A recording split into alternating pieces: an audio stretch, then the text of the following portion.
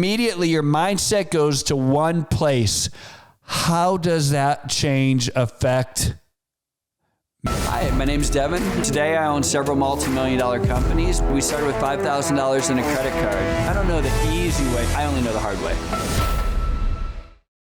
Welcome, everyone, to the Whiteboard Entrepreneur Podcast, where I give straightforward advice for the entrepreneur in all of us. I'm Devon Dickinson, and today I want to talk about understanding people's mindsets as it relates to change. And if you are an entrepreneur and you're a leader and you're out there driving, pushing forward, trying to achieve your goals, inevitably you are going to experience and drive a great deal of change.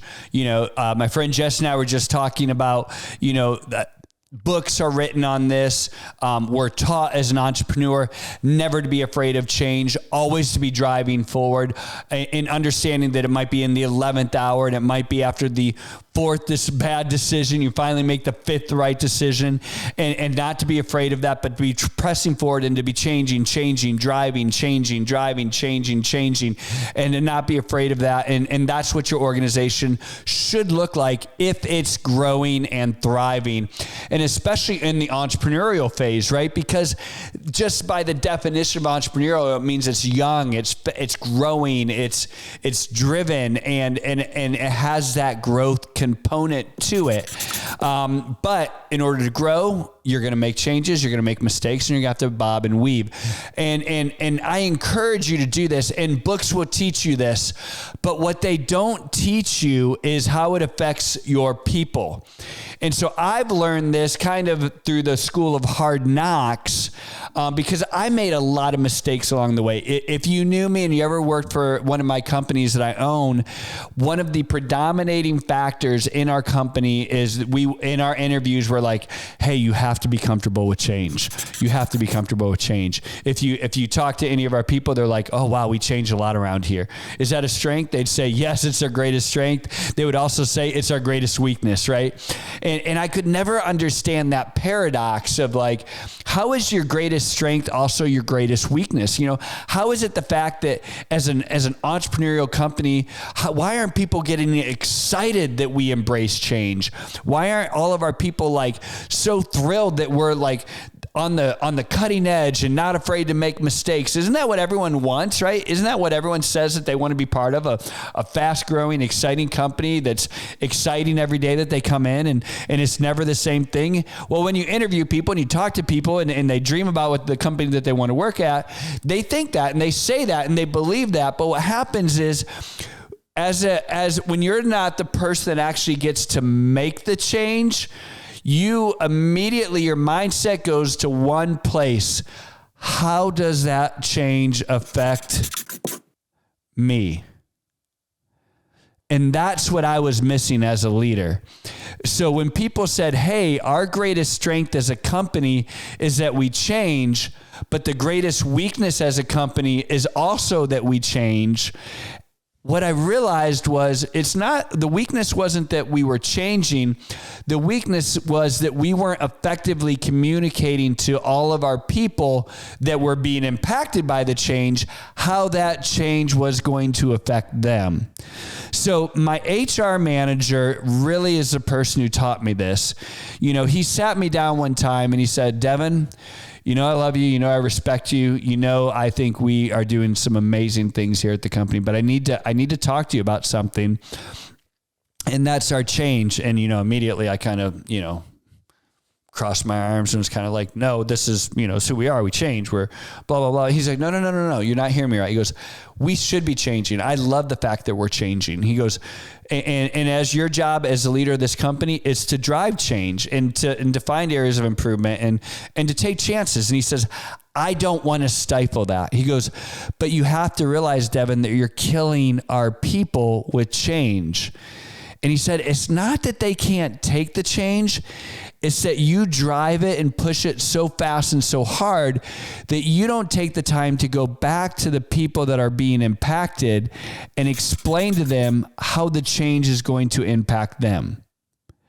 And as I listened to him and I kind of let my guard down and my pride down and, no, I'm always right. You're always, blah, blah, blah. HR is just here to get in my way kind of mentality that, frankly, if you were honest, you probably think of that you probably have the same struggles, right? But once I sat down and I let that impact me, what he said, I was like, wow, you are so right. I think I could deal with this so much better, right? It doesn't, the change doesn't also need to be our weakness. And so I realized that in the future, and I'm not saying I'm perfect at this, but when we go and we make changes now, I try to be very deliberate and make sure that all of those people that are impacted by the changes understand what that means to them. And they need to feel secure in that, because most likely they probably believe in you as a leader. They probably believe in the vision and the direction that the company is going, because if they don't believe in that long term, they're going to go somewhere else, right? But they're going to feel insecure as a person when there's change happening and you're not communicating why and how it affects them.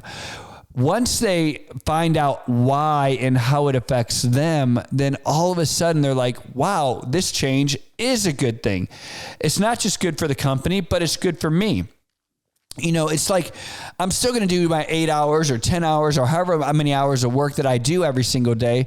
But I understand that this is how I'm going to do it differently, and this is why I'm going to do it differently, and I'm comfortable. And so instead of me just driving and pushing the change down, I would take the time to be able to explain, this is why we're doing this, and this is how it's going to impact what you do every day. And this is why ultimately it's good for you, it's good for the company, we're all going to win. It doesn't mean that things always get easier, right? And so you can't be paralyzed by like, well, I can't make this change because Bob's going to have a bad attitude and blah, blah, blah, blah, blah, blah. Well, listen, if Bob's the guy, if you take the time to deal with Bob and you go and you explain to Bob how this change is a good thing and how it's good for them and good for the company, and, Bob's not, he's still grumpy Bob, it's probably time to get Bob's butt off your seat on the bus, right? It's probably time to get Bob out of your organization. But most of the people, if you take the time, they're also going to feel valued. They're going to be like, wow, my leader took the time to come explain it to me. He values me.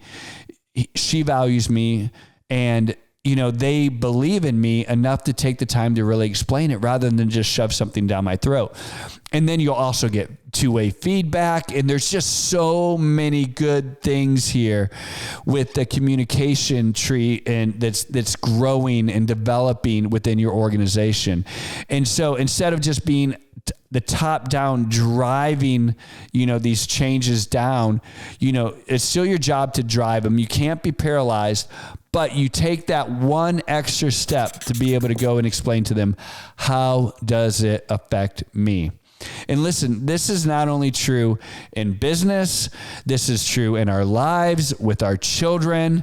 Hey, daddy got a new job. Daddy got a new promotion. Oh, really? The kid's going to be thinking, how does this affect me? Right? Does that mean I'm going to see dad less? Does it mean dad's traveling? Does it mean that we're moving? How does this affect me? Does it mean you got more money, so you get more Christmas presents? How does it affect me? Naturally, we are narcissistic, self-centered people. And so we have to realize that as a leader, we have to deal with people's insecurities because that's immediately where their mind goes. So my challenge to you today is to continue to be aggressive. Continue to drive change in your organization. Never be afraid of making a mistake. Never be afraid of change. But realize that as you're making these decisions and you're driving that change, to take that extra step, to go to your people that are going to be directly impacted and explain to them why and how the change is going to affect them. They will feel more secure. They will be more endeared to you. They will have more trust with you. They will appreciate the transparency. They will feel like part of the organization and part of the decision making. It will allow them to provide feedback. It makes for a more cohesive, strong, growing company. And I say this, and I'm sure you're excited, like, I can do this, but trust me, it's not easy, right? Because it takes time and follow through. And as an entrepreneur, you like to stay at that 30,000 foot, right? You like to kind of just be up here making these decisions. But a great entrepreneur and a great leader is not only up here making the decisions, but they're willing to get down with all of the people that it impacts and take the time to handhold them through these times of change and show them and demonstrate to them that this is good for the company, that's good for them, and how it directly impacts them. I hope this helps. It is straightforward advice for the entrepreneur and all of us, as promised. Thanks for joining us today on the Whiteboard Entrepreneur Podcast. I give straightforward advice for the entrepreneur in all of us.